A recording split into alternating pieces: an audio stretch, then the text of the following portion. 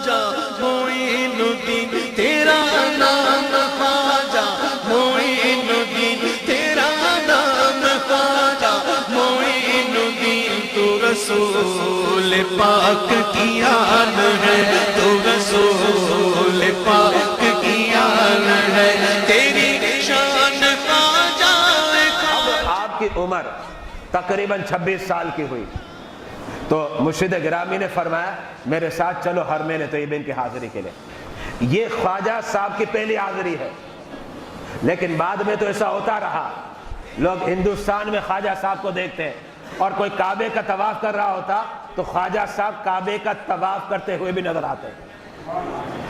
حضرت سیدنا خواجہ غریب نواز اپنے مرشد گرامی کے ساتھ اب مدینہ طیبہ تشریف لائے، بارگاہ رسالت میں پہنچ گئے۔